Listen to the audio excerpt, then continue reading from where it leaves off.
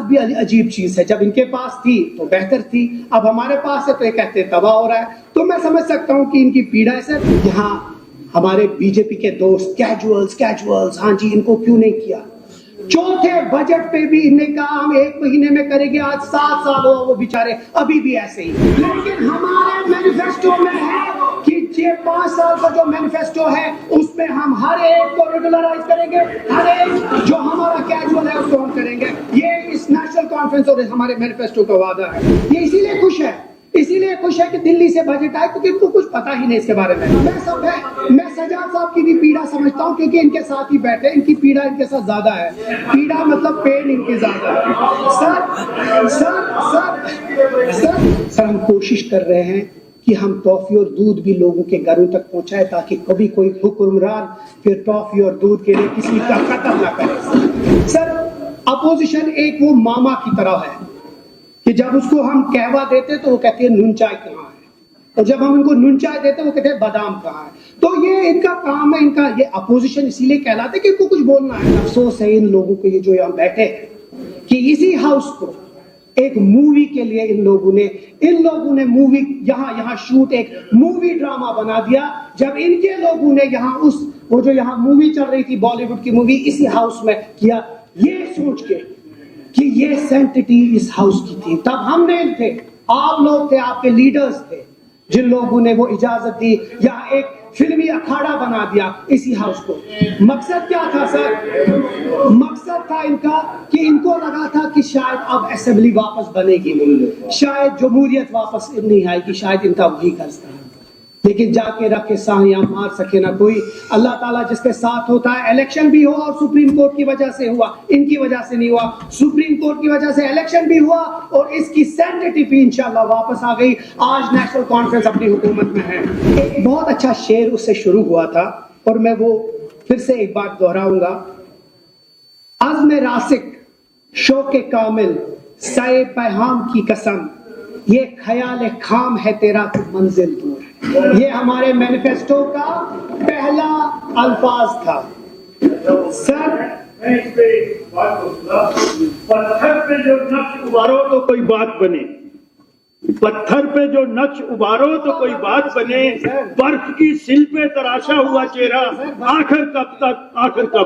हमारे सजाद साहब ने कल एक ट्वीट किया, कहा कि हम लोगों ने प्राइम मिनिस्टर और फाइनेंस मिनिस्टर की बड़ी तारीफ की, बहुत अच्छी बात।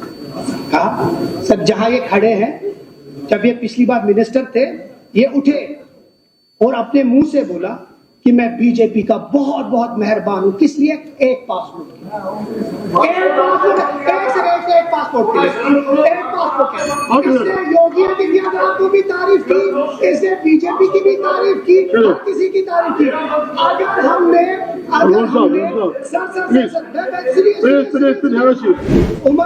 उमर साहब की एक विजिट पे 5,000 करोड़ फाइनेंस मिनिस्टर ने हमें ओवर एंड अबाउट दिया ताकि हमारे कॉन्ट्रैक्टर्स और एम्प्लॉयज के पेमेंट जाए। तो क्या हम शुक्रिया अदा नहीं करें फाइनेंस मिनिस्टर का?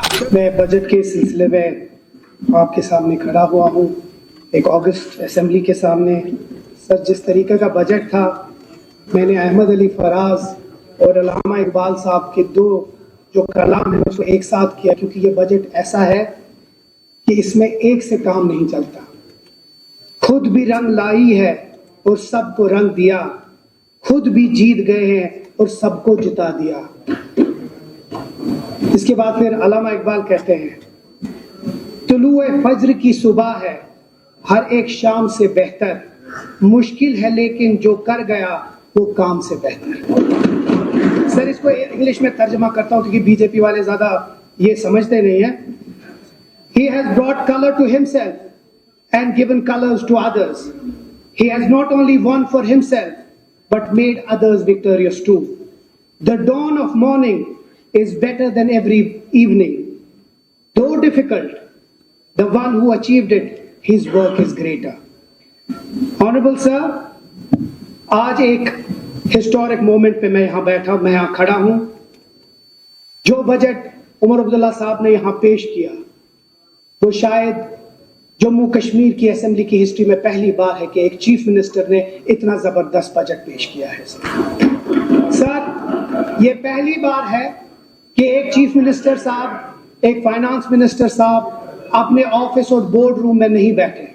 वो हर एक जगह गए, हर एक लोगों से मिले, हर एक स्टेक होल्डर से बात की। और ना कि सिर्फ वो तो हम समझ सकते हैं कि रूलिंग पार्टी या ट्रेजरी बेंच चुके हुए, लेकिन बीजेपी के लोगों से भी और पीडीपी के लोगों से भी और सजाद लोन साहब से भी बैठकर एक एक चीज डिस्कस हुआ इससे पहले कि ये बजट हुआ। सो ये पहली बार it is in the history of this assembly that ये बोर्ड रूम में नहीं, एक एग्जॉस्टिव डिबेट में हुआ। सर, इससे पहले कि मैं नंबर्स में जाऊं, सर मुझे याद है 96 से पहले मुझे ज्यादा याद नहीं, लेकिन 96 के बाद जब मेरे वालिद साहब इस असेंबली के मेंबर थे तो मैं उस स्पीकर गैलरी में सर बैठा करता था। और उसमें से अल्लाह ताला आप सबको सलामत रखे, यहाँ अली मोहम्मद सागर साहब हैं, मुबारक गुल साहब हैं, आप हैं, यूसुफ तारिगामी साहब थे, उस 96 के मेंबर्स थे। और मैं देखता था कि जो सैंक्टिटी इस हाउस की थी वो कितनी ज्यादा थी। शायद वो नामों से नहीं जानता था, ये जाना जाता था कि this was one of the most powerful assembly in the whole country. और वहां से मैं जब एक नौजवान सुनता था तो दिल खुश हो जाता था कि क्या बजट का बजट की जो बातें होती थी वो किस लेवल की होती थी। लेकिन अफसोस है इन लोगों को, ये जो यहाँ बैठे हैं, कि इसी हाउस को एक मूवी के लिए इन लोगों ने मूवी यहाँ शूट एक मूवी ड्रामा बना दिया। जब इनके लोगों ने वो जो यहाँ मूवी चल रही थी, बॉलीवुड की मूवी, इसी हाउस में किया, ये सोच के कि ये सैंक्टिटी इस हाउस की थी। तब हम नहीं थे, आप लोग थे, आपके लीडर्स थे, जिन लोगों ने वो इजाजत दी, या एक फिल्मी अखाड़ा बना दिया इसी हाउस को। मकसद क्या था सर? मकसद था इनका कि इनको लगा था कि शायद अब असेंबली वापस बनेगी नहीं, शायद जमहूरियत वापस नहीं आएगी, शायद इनका वही कर्ज था। लेकिन जाके रख के साहियां मार सके ना कोई। अल्लाह ताला जिसके साथ होता है, इलेक्शन भी हुआ और सुप्रीम कोर्ट की वजह से हुआ, इनकी वजह से नहीं हुआ। सुप्रीम कोर्ट की वजह से इलेक्शन भी हुआ और इसकी सैंक्टिटी भी इंशाल्लाह वापस आ गई। आज नेशनल कॉन्फ्रेंस अपनी हुकूमत में है।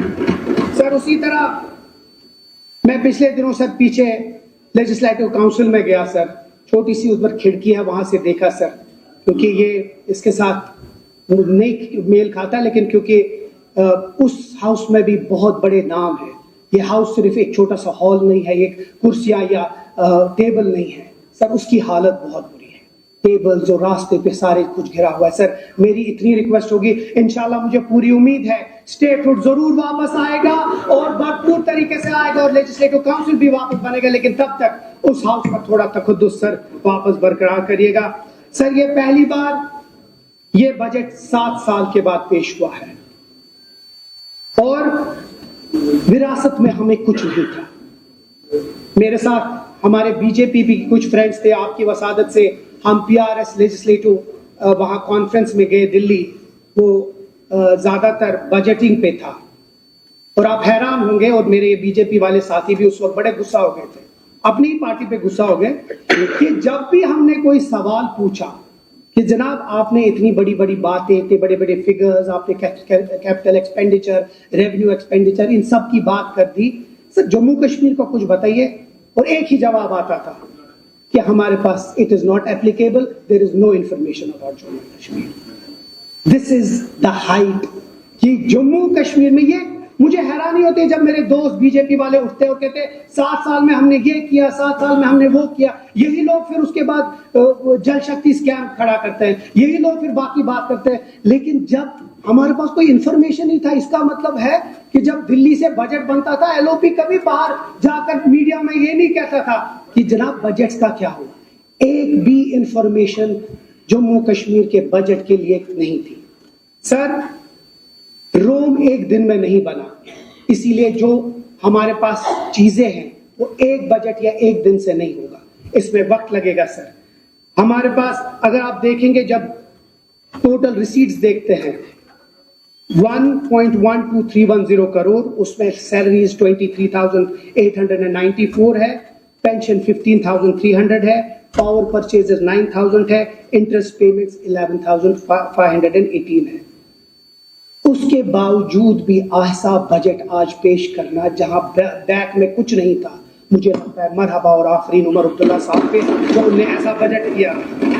सर, इससे पहले कि हमारी पॉलिटिकल इकोनॉमी खत्म हो गई, ऑटोनॉमी खत्म हो गई, हैरानी की बात है कि यहाँ जब हमारे ये लोग उठते हैं, हमारी फाइनेंशियल ऑटोनॉमी इन लोगों ने खत्म कर दी जब इन लोगों ने जीएसटी इस जम्मू एंड कश्मीर में लगाया। सर, हैरानी की बात है, जहां अभी सजाद लोन साहब है वहां इनके फाइनेंस मिनिस्टर बैठा करते थे और वो उठे थे, वो मैं उसमें बाद में आऊंगा। एक पूरा खाका है जब इन्होंने अपना बजट पेश किया, एक फुल फ्लैश स्टेट में, एक अच्छी स्टेट, एक पावरफुल स्टेट में 18,000 करोड़ डेफिसिट था। 18,000 करोड़। इन लोगों ने हमारे ऊपर कितना लोड डाला। आज यूटी है, इनके एलओपी के मुताबिक यूटी कोई छोटी सी यूटी है, उसके बावजूद भी हमारा कितना डेफिसिट है, सिर्फ 5,000 करोड़। तो फिर से मैं मरहबा करता हूं सीएम साहब को, इतने बावजूद भी इन्हें इतना जबरदस्त ये बजट पेश किया। सर, ये वाला मैनिफेस्टो सर हर किसी के हाथ में था। ये भी हमारे शर्मा साहब, हमारे सलाथिया साहब, एलओपी साहब, ये वाला मैनिफेस्टो की ये बात कर रहे थे और कह रहे थे कि मैनिफेस्टो का क्या है। पहले दिन सजाद साहब भी उठ के पेपर्स, यहाँ से वहीद साहब भी पेपर। तो एक मिनट के लिए तो मुझे लगा शायद अगर इतना मोहब्बत है इनको हमारी मैनिफेस्टो के साथ कि शायद वोट भी इनने नेशनल कॉन्फ्रेंस किया होगा इस मैनिफेस्टो को देखकर। सर, इस मैनिफेस्टो के आप भी आप चेयरमैन थे और बहुत सारे मेंबर थे। सर, एक बहुत अच्छा शेर उससे शुरू हुआ था और मैं वो फिर से एक बात दोहराऊंगा। अज़्म रासिक, शौक़े कामिल, साए पैहाम की कसम, ये ख्याल खाम है तेरा तो मंजिल दूर है। ये हमारे मैनिफेस्टो का पहला अल्फाज था। सर,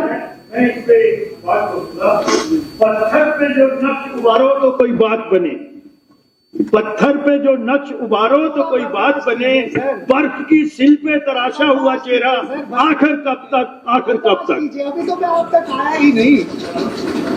सर, हमारी मैनिफेस्टो जो है वो एक कॉम्प्रिहेंसिव मैनिफेस्टो है और हमारे पर आज की बजट में वो सब कुछ मेंशन है और मैं एक एक करके उसके ऊपर आऊंगा। मैं जानता हूं कि बाकी मेंबर्स को भी इसके ऊपर बात करनी है, मैं कोशिश करूंगा जितना कम टाइम ले सका उतना ले लूंगा।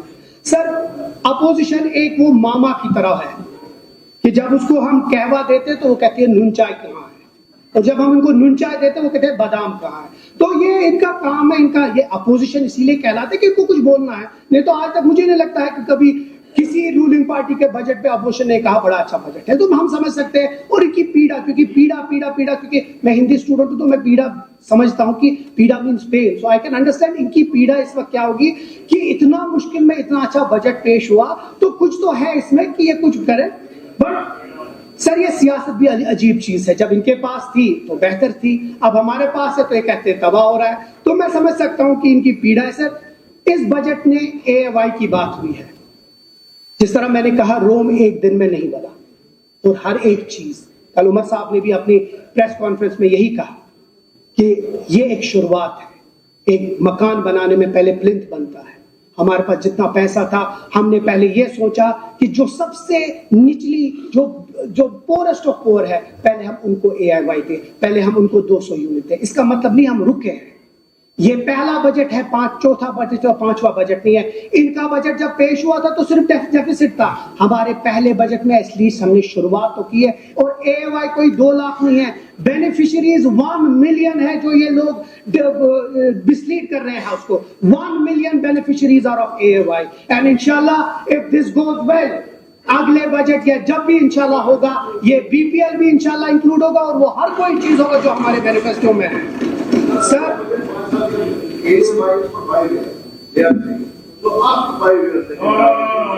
नो सर, मैं सजाद साहब की भी पीड़ा समझता हूँ क्योंकि इनके साथ ही बैठे, इनकी पीड़ा इनके साथ ज्यादा है।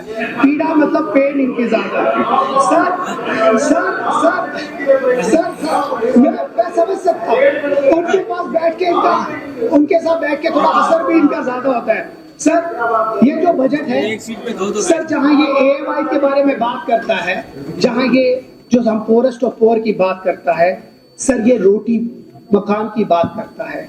सर, हम कोशिश कर रहे हैं कि हम टॉफी और दूध भी लोगों के घरों तक पहुंचाए ताकि कभी कोई हुक्मरान फिर टॉफी और दूध के लिए किसी का कत्ल ना करे। हम कोशिश करेंगे सर। वो सर जहां तक बजट की बात है, पहले मैं हमारे इन दोस्तों के साथ बात करूंगा सर। जिस तरह मैंने कहा 18,000 करोड़ का डेफिसिट था। पहले तो हम जब इन लोगों के यहाँ बैठे हुए थे, इनके फाइनेंस मिनिस्टर, और टैक्स लगाया गया किस पे?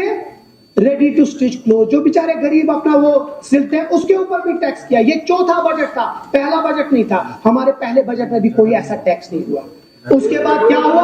एक सेकंड बात सुनिए, बात देखिए। बीजेपी वाले चुप बैठे, ये बैठे ये, क्योंकि इनको भी पता है एक ही सीट जीत के आए हैं, तो फिर समझ सकते हैं कि इनकी अगेन ऐसे पीड़ा इनकी बहुत ज्यादा है।